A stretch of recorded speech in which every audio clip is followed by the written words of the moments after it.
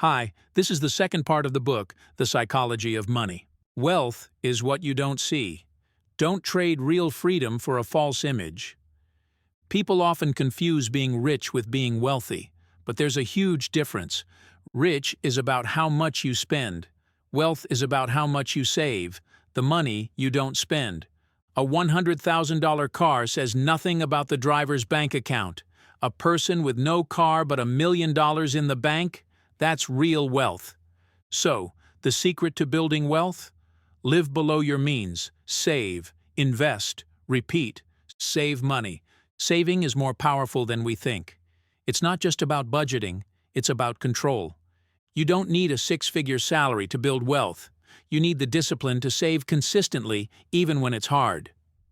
Housel puts it plainly, building wealth has little to do with your income and a lot to do with your savings rate.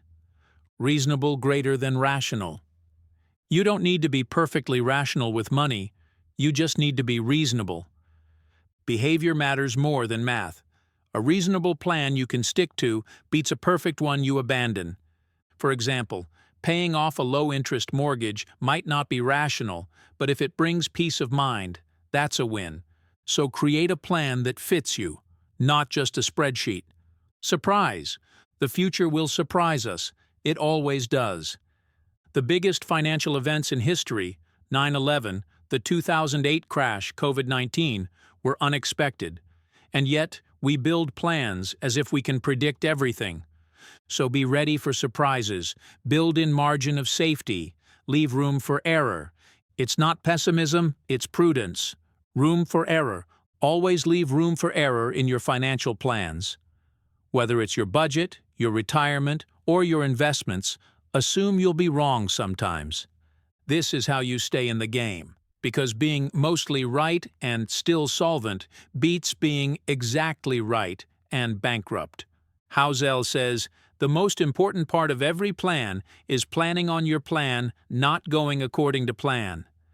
Your goals, values, and dreams will change over time. That's normal. The danger comes when we lock ourselves into financial decisions based on today's self and find they no longer serve us in the future. So stay flexible, avoid irreversible decisions, and don't over-optimize your life around a version of you that may no longer exist in 10 years. Nothing's free. Everything has a price, not just in dollars, but in stress, uncertainty, and risk. The market gives great returns, but only if you're willing to stomach volatility. The price of success is not avoidable. It just might not be listed on a tag. So instead of avoiding the price, ask if it's worth paying. Often it is. You and me.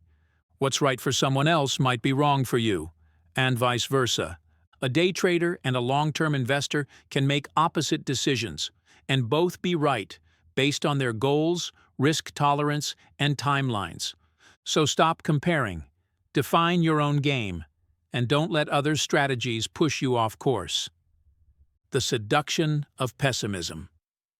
Bad news grabs our attention more than good news. Why? Because losses hurt more than gains feel good.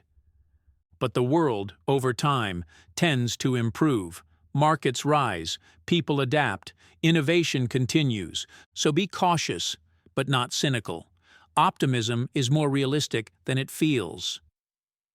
When you'll believe anything, in times of fear or greed, we become vulnerable to any story that gives us hope or confidence. That's how bubbles form, or frauds go unnoticed. The lesson? In finance, stories are seductive, and sometimes they replace logic. Train yourself to recognize hype. Be skeptical when things feel too easy or too certain. All together now. What does all this mean? That good financial behavior, saving, patience, humility, flexibility, matters more than technical knowledge. You don't need to beat the market.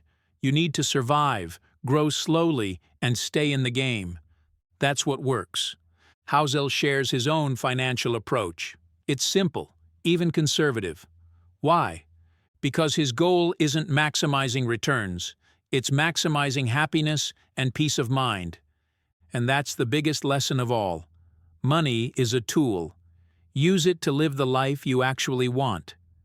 Thank you for listening, and please subscribe for more great upcoming videos that will make you a different personality.